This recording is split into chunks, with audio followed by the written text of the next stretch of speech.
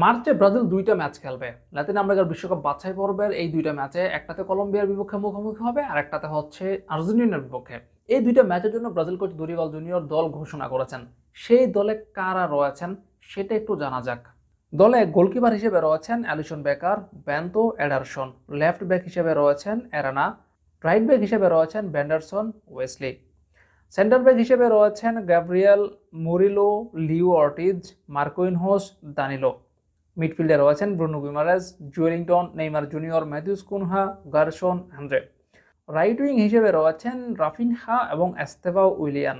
Joao Joao Pedro এবং Rodrigo গোয়েসকে রাখা হয়েছে স্ট্রাইকার পজিশনে। ভিনিসিয়াস জুনিয়র এবং সাবিনহো তারা থাকছেন লেফট উইং পজিশনে। ব্রাজিলের যে দলটা ঘোষণা করা হলো সেই দলটা নিয়ে মানে সেই দলটা ভালো করবে না এরকমটা বলা আসলে কঠিন, কারণ এখানে কিন্তু সেরা সেরা অনেক ফুটবলার রয়েছে যাদের দিয়ে আসলে একাদশে সাজানো যায়। কিন্তু যদি আপনি ব্যাকআপ ফুটবলারদের কথা বলেন বা আপনি যদি এখানে কিছু মিসিং আছে কিনা এরকম কিছু বলেন, তাহলে আমার মনে হয় দুই একটা জায়গাতে হয়তো মানুষ পরিবর্তন দেখতে চাইতো বা পরিবর্তন দেখতে পছন্দ করতো। যেমন অ্যালিসন এবং এডারসন, এই দুজনের ক্লাবের যে পারফরমেন্স সেখানে কিন্তু মানুষ এখন অন্যদের আসলে প্রত্যাশা করে। যেমন লুকাস পেরি রয়েছে, অনেকে কিন্তু চেয়েছিল যে এডারসন যেন এই ক্লাবে আসলে ডাক না পায়। মানে এডারসনের মতো গোলকিপার সে ক্লাবে খেলতেছে, ভালো খেলতেছে, খেলুক, কিন্তু জাতীয় দলে তাকে দরকার নাই। যেমন জাতীয় দলে তার পারফরমেন্সটা কিন্তু একেবারে সাদামাটা। তো এই জায়গায় হয়তো বা এডারসনের জায়গায় অন্য কেউ আসতে পারতো যারা এই মুহূর্তে তরুণ কিন্তু ভালো করছে। লেফট ব্যাক হিসেবে রাখা হয়েছে এরানাকে। এখানে অবশ্য আপনি এবনারকে নিয়ে আসতে পারতেন, মানে এবনারকে নিয়ে আসা যেত। বর্তমানে তর্কাতীতভাবে ব্রাজিলের সেরা লেফট ব্যাকদের মধ্যে একজন হচ্ছেন এবনার। কিন্তু প্রশ্নটা হচ্ছে আপনারা যদি সেন্টার ব্যাক হিসেবে দেখেন সেখানে দানিলোকে রাখা হয়েছে। মানে দানিলো যার বয়স এখন প্রায় 40 ছুঁই ছুঁই, সেই দানিলো যার পারফরমেন্সটাও আসলে ঠিক নাই, সেই দানিলোকে আপনি যদি কলাপে রাখেন তাহলে থিয়াগো সিলভা কি দোষ করলো? যদি আপনি দানিলোকে রাখেন তাহলে তো আমার মনে হয় যে থিয়াগো সিলভা দানিলোর চেয়ে বেটার পারফর্মার এই বয়সেও। দানিলোর চেয়ে থিয়াগো সিলভা অনায়াসে এখানে জায়গা পায়, কিন্তু আপনি দানিলোকে সেখানে রাখলেন। তার মানে দানিলোর বিকল্প আপনার কাছে নাই মনে হচ্ছে। তো দানিলোর বিকল্প যেখানে আপনি ব্রাজিলের মতো একটা দলের মধ্যে দানিলোর বিকল্প পান না, তো সেই আসলে আপনি তো মানে এই দলটাকে দিয়ে তো আপনি যে ভালো কিছু করবে সেটা তো আপনার প্রত্যাশা করা বোকামি। কারণ দানিলের মতো ফুটবলারের ব্যাকআপ যদি না থাকে তাহলে ওই দলের আর থাকেটা কি? মিডফিল্ডে Bruno Guimaraes, Joelinton, Neymar Junior তো স্বাভাবিকভাবেই মিডফিল্ডে খেলবেন এবং সেই সাথে অন্যান্য যারা রয়েছে তাদের মধ্যে থেকে হয়তোবা মানুষ এখানে আন্দ্রে সান্তোসকে দেখতে পছন্দ করত। যদি আপনি ইউরোপে যেসব ব্রাজিলের ফুটবলাররা খেলতেছে তাদের মধ্যে যদি আপনি তুলনা করেন, আন্দ্রে সান্তোস একেবারেই অনন্য। এই মিডফিল্ড পজিশনটাতে সে এত ভালো পারফর্ম করতেছে।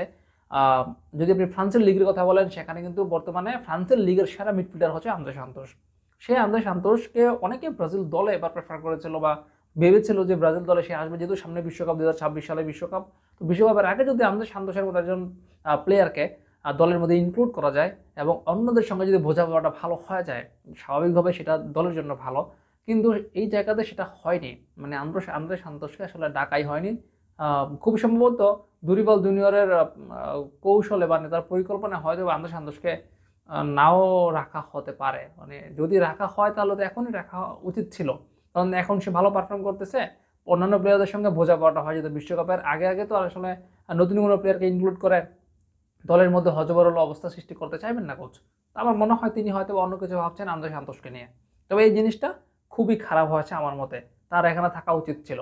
লেফট উইং পজিশনে ভিনিসিয়াস জুনিয়র রয়েছেন, তবে সেখানে এখন এই যে আপনার তালিকাটা দেখেন সেখানে সাবিনহোকে রাখা হয়েছে। কিন্তু এখানে অনেক হয়তো মার্তিনেলিকে প্রত্যাশা করেছিলেন, কিন্তু মার্তিনেলি সাম্প্রতিক পারফরমেন্সটা আসলে খুব একটা ভালো নয়। মানে যতটা ভালো আসলে হওয়া উচিত ছিল ততটা ভালো নয়।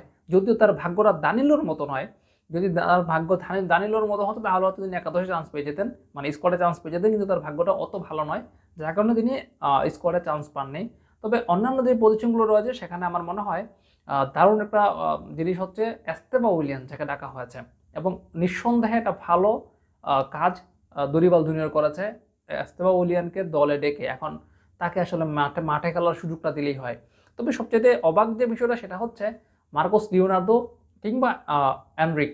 যদিও মার্কোস লিওনার্দোকে আপনি বাদ দিতে পারেন, কিন্তু এনরিককে আসলে ভেবেছিলাম যে স্কোয়াডে ডাক পাবে, কারণ এনরিকের মতো ফুটবলার, তরুণ ফুটবলার, আর ব্রাজিলের এই পজিশনটাতে আসলে সবচেয়ে হযবরল অবস্থা, এই পজিশনটা সবচেয়ে দুর্বল এবং এই স্ট্রাইকার পজিশনের জন্য ব্রাজিল বারবার বিশ্বকাপগুলোতে ধরা খাচ্ছে। কিন্তু এই জায়গাতে এনরিকের মধ্যে একজন শক্তিশালী কিন্তু তরুণ ফুটবলার থাকার পরও, দারুণ একজন ফিনিশার থাকার পরও তাকে সুযোগটা দেওয়া হচ্ছে না। সে ব্রাজিলে যতগুলো ম্যাচ খেলেছে সে দারুণ খেলেছে, গোল পেয়েছে, রিয়াল মাদ্রিদে সে গোল পেয়েছে, দারুণ ফিনিশিংয়ের সে অনন্য প্রদর্শনী দেখিয়েছে। সে দেখিয়েছে সে আসলে এই জায়গাগুলোতে দায়িত্ব নিতে প্রস্তুত বা তার দায়িত্ব নেওয়ার মতো অ্যাবিলিটি রয়েছে, কিন্তু দুরিবাল দিনও সেই সুযোগটা তাকে দিচ্ছে না। সামনে বিশ্বকাপের আগে তো এই মুহূর্তে আসলে তাদেরকে গড়িয়ে নেওয়ার একটা সুযোগ ছিল, তাদেরকে পরিপক্ক করে নেওয়ার একটা সুযোগ ছিল, কিন্তু দুরিবাল দিনও সেটা দিচ্ছেন না। আর না দেওয়াতে আমার মনে হয় যে আলটিমেটলি প্রভাবটা পড়বে ব্রাজিল দলেরই। এখন যদি এনরিককে সে ভালো করে ঘষা মাজা করে যদি তৈরি করে নিতে পারতো, তাহলে ব্রাজিলের এই পজিশনের জন্য অন্তত টেনশন করতে হতো না। তবে সবচেয়ে দারুণ যে খবর ভক্তদের জন্য সেটা হচ্ছে নেইমার জুনিয়র ফিরেছেন এই ম্যাচে। অস্কার যদিও প্রাথমিক দলে ছিলেন, কিন্তু মূল যে স্কোয়াড সেখানে তিনি জায়গা পাননি। আর নেইমার জুনিয়র যেহেতু ফিরেছেন, স্বাভাবিকভাবে ম্যাজিক হবে, ম্যাজিক্যাল স্কিল দেখা যাবে, বিভিন্ন ম্যাজিক্যাল ড্রিবলিং দেখা যাবে। যদি ইনজুরি মুক্ত থেকে দুইটা ম্যাচ খেলতে পারেন, তাহলে তো এই দুইটা ম্যাচ নেইমার জুনিয়রের যে পারফরমেন্স সেটাই হয়ে যেতে পারে মানে মূল ম্যাচের হাইলাইটস।